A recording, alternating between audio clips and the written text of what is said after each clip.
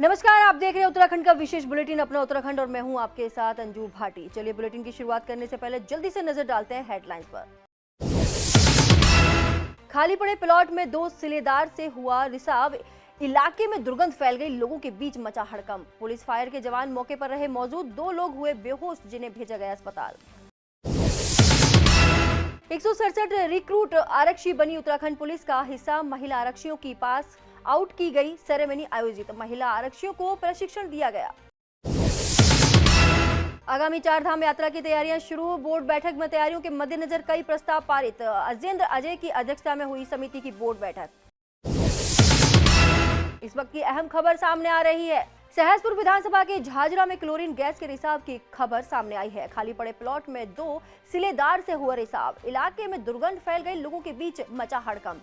Police fire के जवान मौके पर रहे मौजूद, एसएसपी अजय सिंह भी मौके पर रहे मौजूद, 2 लोग हुए बेहोश जिन्हें भेजा गया अस्पताल। चलिए आगे बढ़ते हैं। हरिद्वार पुलिस लाइन रोशनाबाद स्थित परेड ग्राउंड में 167 महिला आरक्षियों की पास आउट सेरेमनी आयोजित की गई। IG fire service Neeru Garg ने कार्यक्रम में मुख्य अतिथि के रूप में शिरकत की। एसपी सिटी स्वतंत्र कुमार सिंह ने आईजी नीरू गर्ग को पुष्प गुच्छ देकर स्वागत किया। कार्यक्रम की मुख्य अतिथि बनी IG fire service Neeru Garg द्वारा अपना पदभार ग्रहण करने के पश्चात परेड का निरीक्षण किया। जो हमारे फायर सर्विसेज हैं, फायर एंड इमरजेंसी सर्विसेज, इसमें एक फायरमैन का पद होता है। फायरमैन उसका नाम इसीलिए है क्योंकि उसमें आज तक हमेशा पुरुष ही रहे हैं और उत्तराखंड में पहली बार है कि महिलाओं को भी उसमें रिक्रूट किया गया है। जो हमारा हरिद्वार से बैच पास आउट हुआ है उसमें सिर्फ महिलाएं ही हैं। 165 महिलाओं का आज ये बैच था जिसका पासिंग आउट हुआ है और फर्स्ट टाइम है उत्तराखंड में कि फायर सर्विसेज में महिलाओं का भी पार्टिसिपेशन होगा।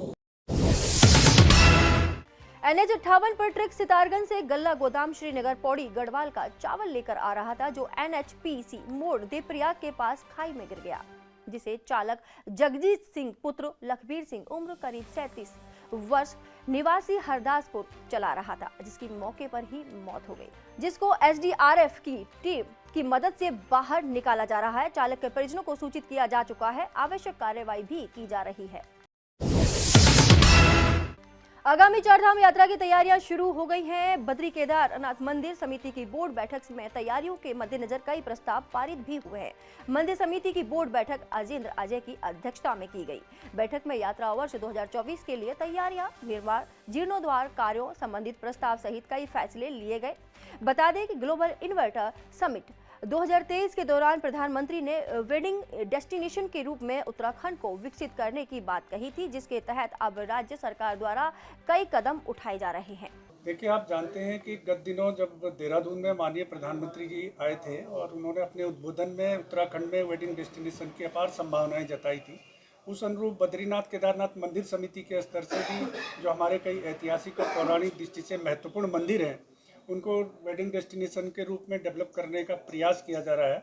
इस क्रम में जैसे ऊखीमठ स्थित ओंकारेश्वर मंदिर है, ओंकारेश्वर मंदिर में शीतकाल में बाबा केदार की पूजा वहीं पर संपादित होती है और उसको भी हम वेडिंग डेस्टिनेशन के रूप में डेवलप कर रहे हैं और वहाँ पर हमारे प्रथम चरण के निर्माण कार्य प्रारंभ हो चुके हैं। द्वितीय चरण के निर्माण कार्य भी शीघ्र ही हम प्रारंभ कर देंगे। इसी प्रकार से त्रिजुगी नारायण है, त्रिजुगी नारायण की भी जो महत्ता है वो वेडिंग डेस्टिनेशन के रूप में है, लेकिन वहाँ पर आधारभूत ढांचे के कई तरीके के कमियां हैं, तो उनको हम सुधारने के लिए वहाँ पर इंफ्रास्ट्रक्चर डेवलपमेंट करने के लिए और जो अन्य भी वहाँ पर यात्री सुविधाएं हैं उनके विकास के लिए हम वहाँ पर तेज़ी से कार्य कर रहे हैं। इसके लिए हमने पिछले दिनों वहाँ पर अपने इंजीनियर्स और आर्किटेक्ट इत्यादि भी भेजे थे और उनके द्वारा उसका एक प्लान भी तैयार किया गया है और उस अनुरूप हम शीघ्र से शीघ्र उस कार्य योजना को भी अंतिम रूप देंगे। इसके अलावा अन्य भी हमारे यहाँ पर कई धार्मिक स्थल हैं, जैसे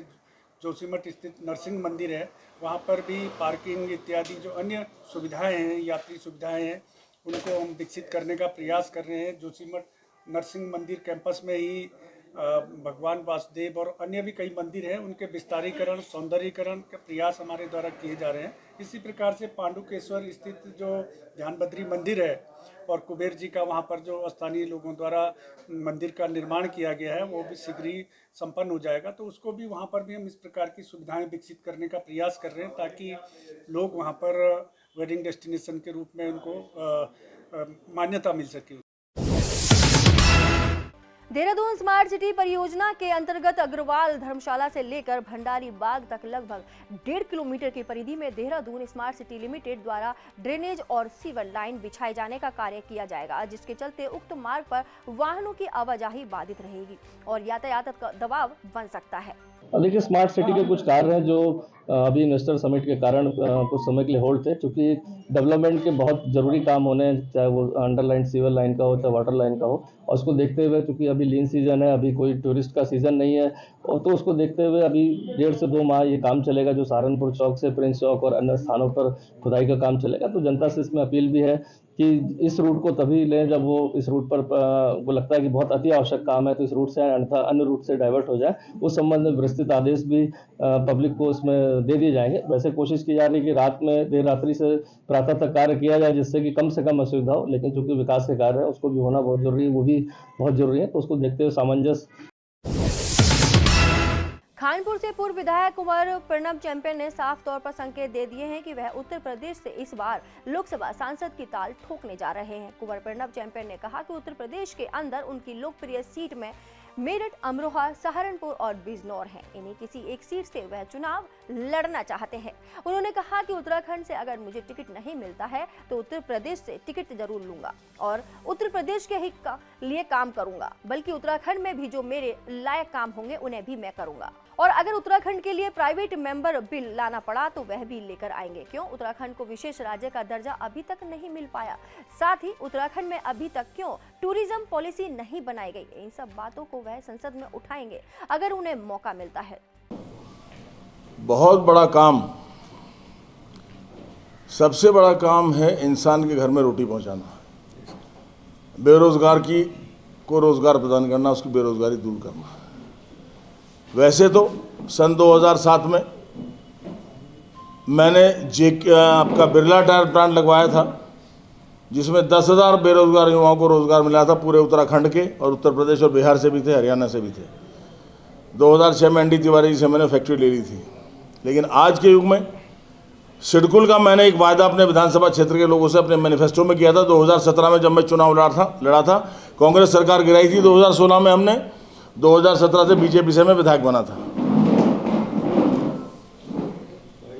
मैंने मैनिफेस्टो ये दिया था कि मैं शिक्षा, रोजगार, 2 चीज़ें प्रदान करूंगा। मैंने सबसे पहला राजकीय कन्या डिग्री कॉलेज दल्लावाला जैसी अति पिछड़े क्षेत्र में लगवाया। दूसरा, मैंने कहा था कि मैं सिडकुल बनवाऊंगा खानपुर विधानसभा क्षेत्र में सिडकुल। 2018 में भाई त्रिवेंद्र सिंह रावत हमारे मुख्यमंत्री थे और हमने प्रस्ताव रखा सरकार के सामने।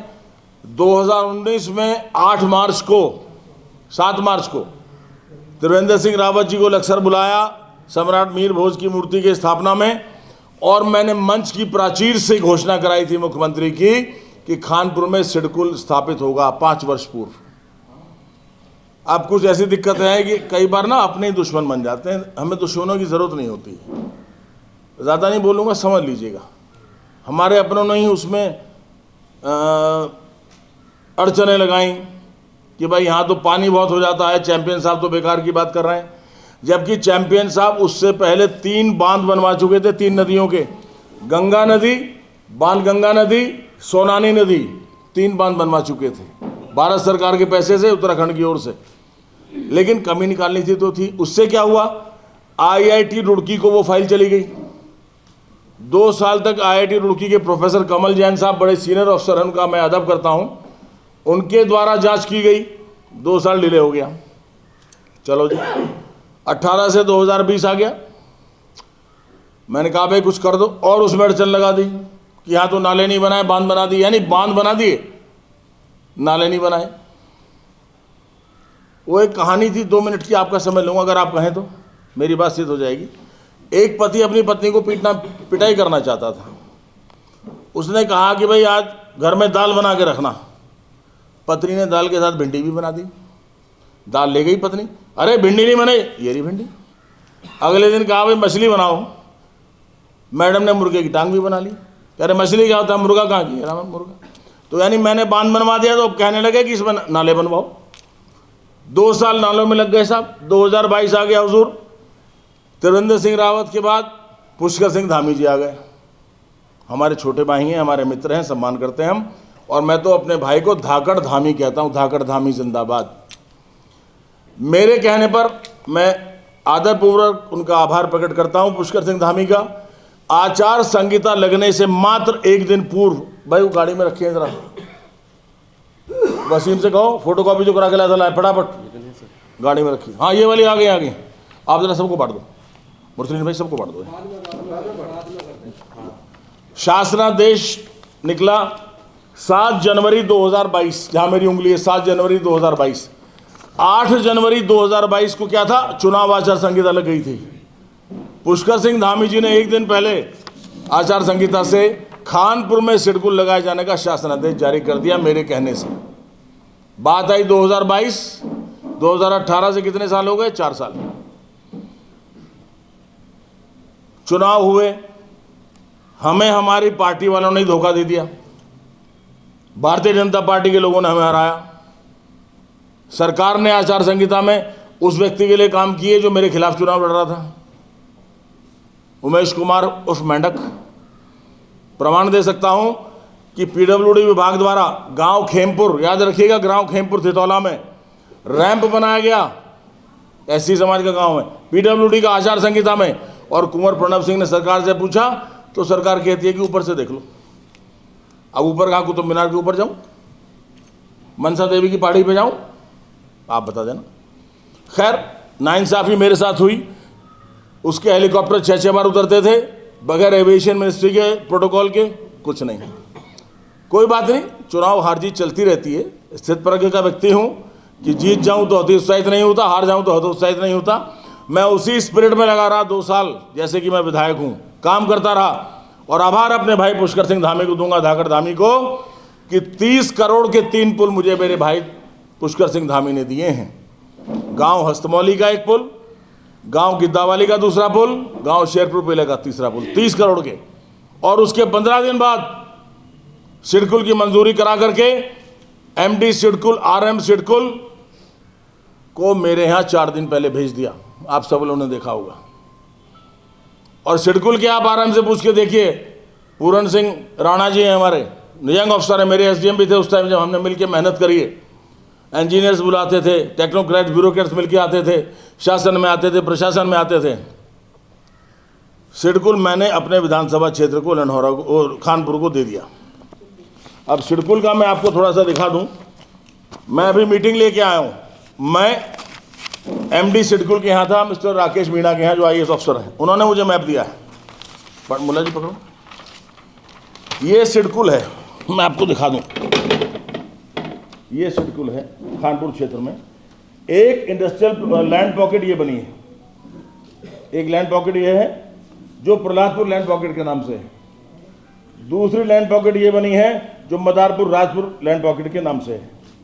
ये पुरकाजी लक्सर हरिद्वार नेशनल हाईवे है। और ये रोड है जो सिडकुल ने बनाई है जमीन लेकर के। यानी कि उत्तराखंड में अगर टिकट नहीं मिला मुझे, कोई बात नहीं, उत्तर प्रदेश चलेंगे और जीतेंगे तो इंशाल्लाह जहां से जीत रहे हैं वहां के लिए भी काम करेंगे। और देवभूमि के रहने वाले यहाँ के लिए भी लाऊंगा प्रस्ताव, प्राइवेट मेंबर बिल अगर लाना पड़ा, कि क्यों मेरी उत्तराखंड देवभूमि के साथ 2 भांत हो रहा है, क्यों हमारे राज्य को विशेष दर्जा देने के बाद भी विशेष नहीं बनाया, क्यों हमारे यहाँ टूरिज्म पॉलिसी नहीं बनी। मैं पूछूंगा, यहाँ के नेताओं ने पूछा हो ना पूछा हो मैं नहीं जानता, लेकिन मैं पूछूंगा कि टूरिज्म पॉलिसी भारत सरकार ने क्यों उत्तरांचल के लिए, उत्तराखंड के लिए नहीं बनाई। उत्तराखंड ने क्या बिगाड़ दिया था, हिमाचल के लिए क्यों बना रखी है, सातों 7 सिस्टर्स के लिए, नॉर्थ ईस्टर्न स्टेट्स के लिए क्यों बना रखी है। पढ़ा लिखा आदमी हूँ, आईएएस की तैयारी करिए, कोई खाली पहलवान नहीं हूँ। जानदारी जीदारी से पूछूंगा जाके यहाँ की बात भी और वहाँ की भी, जहाँ से चुना जाऊंगा। विकासनगर तहसील क्षेत्र के अंतर्गत झांझरा में सुबह सवेरे गैस का रिसाव होने से हड़कंप मच गया।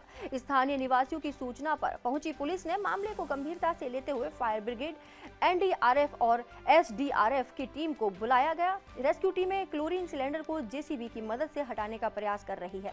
वहीं स्थानीय लोगों को गैस से सांस लेने में दिक्कतें सामने आने के बाद उन्हें उनके घरों से सुरक्षित स्थानों पर भेजा गया। देखिए, यहाँ पे क्लोरीन गैस रिसाव की सूचना आई थी उसके रेस्पॉन्स में सभी लोग यहाँ पर मौजूद हैं। SDRF भी है, फायर सर्विस भी है और जिला पुलिस से भी सभी लोग यहाँ पर हैं।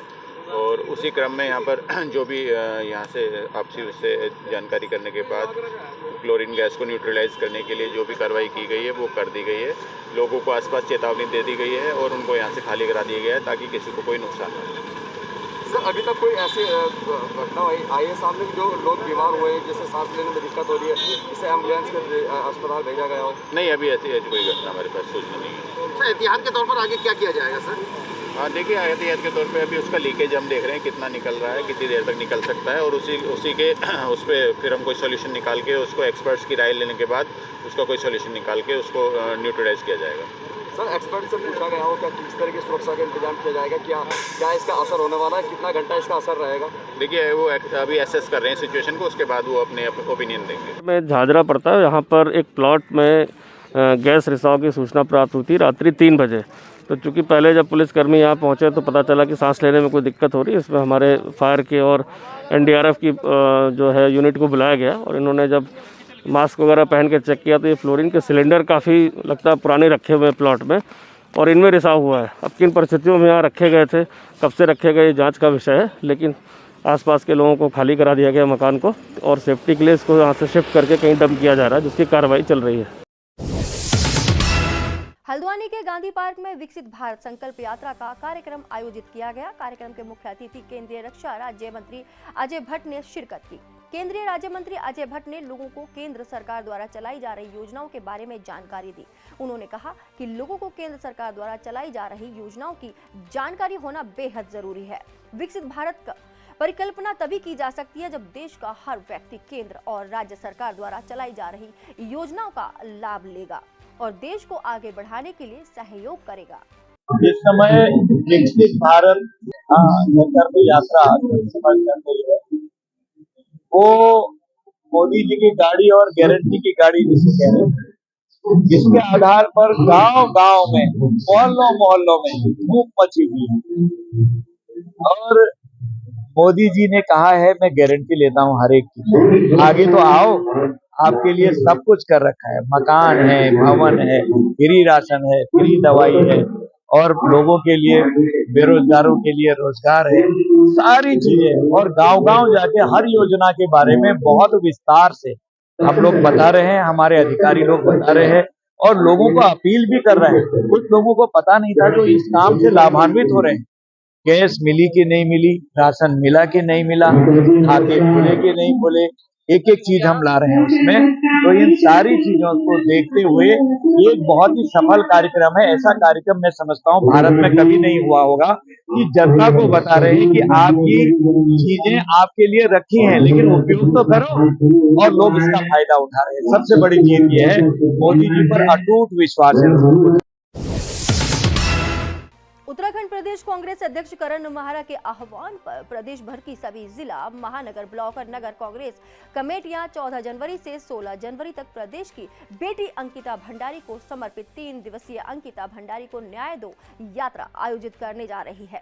पार्टी के वरिष्ठ नेता और अखिल भारतीय कांग्रेस कमेटी के पूर्व राष्ट्रीय अध्यक्ष राहुल गांधी भारत जोड़ो यात्रा की अपार सफलता के बाद 14 जनवरी से मणिपुर की राजधानी इम्फाल से महाराष्ट्र तक लगभग 6,700 किलोमीटर लंबी भारत जोड़ो न्याय यात्रा का शुभारंभ करने जा रहे हैं। इसी अवसर पर उत्तराखंड प्रदेश कांग्रेस कमेटी राहुल गांधी की भारत जोड़ो न्याय यात्रा के समर्थन में 14, 15 और 16 जनवरी को प्रदेश भर में अलग अलग स्थानों पर प्रदेश की बेटी अंकिता भंडारी को समर्पित 3 दिवसीय अंकिता भंडारी को न्याय दो यात्रा आयोजित करने का निर्णय लिया गया। जो राहुल गांधी जी की भारत जोड़ो यात्रा है, हम उत्तराखंड में उसको समर्थन करते हुए अंकिता को समर्पित करते हुए 3 दिन यात्राएं निकलेंगी, जो हर ब्लॉक मुख्यालय पे, हर विधानसभा में और हर जिला मुख्यालय पे हमारे कांग्रेस के नेताओं की लीडरशिप में निकलेगी और अंकिता को न्याय की लड़ाई को हम आगे लड़ेंगे। जो उसके पिता ने आरोप लगाए हैं निश्चित ही वो बहुत ही गंभीर है और आज ये सबसे बड़ी चिंता का विषय है। चाहे वो प्रधानमंत्री की संसदीय क्षेत्र हो, वहाँ महिलाओं के ऊपर उत्पीड़न का जो एक गंभीर मामला है आप सबने देखा, चाहे वो सीएम के अपने विधानसभा में केस आया और इनका मंडल अध्यक्ष उसमें पकड़ा गया एक माइनर का बलात्कार करते हुए, ये सारे विषय ऐसे जिसमें बीजेपी को सामने आके बात रखनी चाहिए और अपना नैतिक बल दिखाना चाहिए। देखिए, कांग्रेस पार्टी अपना खोया हुआ जनाधार हासिल करने के लिए जिस बेटी ने एक शहादत दी है, जिस बेटी के साथ एक कृत्य हुआ है, उस बेटी के नाम पर राजनीति कर रही है। मामला न्यायालय में है। अभी तक कोई भी जो नामजद अपराधी थे उनकी जमानत नहीं हुई है, सब जेल में निरुद्ध हैं। कांग्रेस बेवजह लोगों को गुमराह कर रही है। कांग्रेस के पास कोई मुद्दा नहीं है और उस बिटिया के नाम पर अपनी राजनीतिक रोटियां सेक रही है। नगर निगम के सफाई कर्मचारियों के वेतन के नाम पर हुए फर्जीवाड़े में अब जांचों का दौर शुरू हो गया है। अब भौतिक सत्यापन के साथ ही अब प्रशासक जिलाधिकारी सोनिका ने 5 सालों से कार्यरत प्रत्येक सफाई कर्मचारी का ब्यौरा मांगा है, जिसके बाद राजनीति भी तेज हो गई है। दोनों पार्टी जांच कर कार्रवाई करने की मांग कर रही है। देहरादून के पूर्व मेयर विनोद चमोली ने भी पूर्व में यह गड़बड़ी होने की जानकारी दी, जिसमें करीब 60 लाख का घोटाला सामने आया था, लेकिन जांच को आगे नहीं बढ़ाया गया।